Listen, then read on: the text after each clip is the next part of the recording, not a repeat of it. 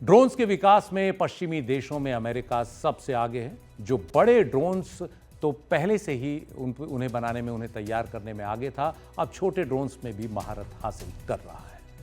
कम लागत और हल्के वजन वाला अमेरिका का एक किलर ड्रोन है कामिकाजे, जो जमीनी लड़ाई को उतना ही बदल देगा जितना 20वीं सदी की शुरुआत में युद्ध के मैदान में गरजी पहली मशीन गनों ने बदल दिया।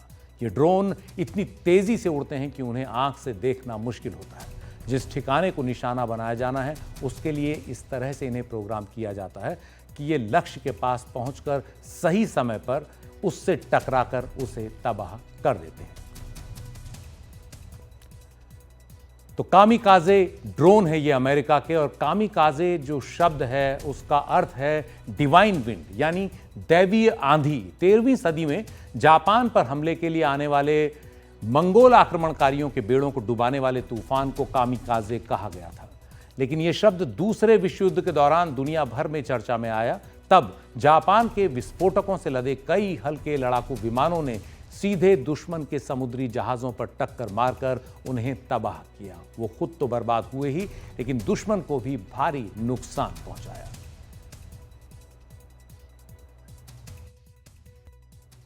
नए दौर के युद्धों में ड्रोन्स की अहमियत को पहचानते हुए भारत भी इस दिशा में बहुत तेजी से आगे बढ़ रहा है। हाल ही में भारतीय सेना ने खरगा नाम से एक कामिकाजे ड्रोन विकसित किया है, जिसका इस्तेमाल खुफिया जानकारी और टोह लेने के लिए भी किया जा सकता है। यह हाई स्पीड ड्रोन बहुत ही हल्का है और 40 मीटर प्रति सेकंड की तेज रफ्तार से उड़ सकता है। यही नहीं, अपने साथ 700 ग्राम विस्फोटक ले जा सकता है। इसमें जीपीएस, एक नेविगेशन सिस्टम और हाई डेफिनेशन कैमरा है। दुश्मन के इलेक्ट्रोमैग्नेटिक स्पेक्ट्रम जैमिंग से बचने की भी इसमें व्यवस्था है। सिर्फ 30,000 रुपए की लागत से बना ड्रोन राडार की पकड़ में नहीं आता और इसकी रेंज 1.5 किलोमीटर है। ये तो बस एक ड्रोन है, भारत और भी कई घातक ड्रोन तैयार कर रहा है। छोटी और लंबी दूरी के ड्रोन्स के लिए भारत ने बड़ी योजनाएं तैयार की हैं।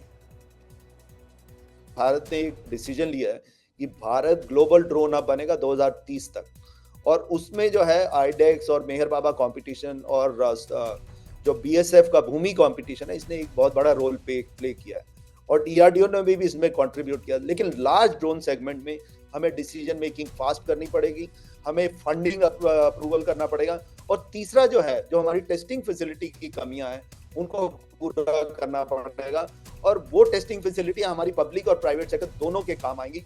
अभी हमारा डिफेंस टेस्टिंग इंफ्रास्ट्रक्चर स्कीम शुरू हुई है, लेकिन वो इनएडिक्वेट है, मोर टेस्टिंग फैसिलिटी की जरूरत है।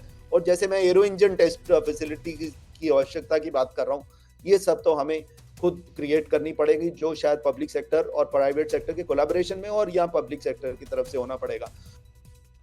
वैसे दुश्मन को छकाने के लिए अब एक नहीं बल्कि एक साथ सैकड़ों ड्रोन्स के झुंड भी तैयार हो रहे हैं, जिनसे दुश्मन को समझ ही ना आए कि वो किस किस को गिराए।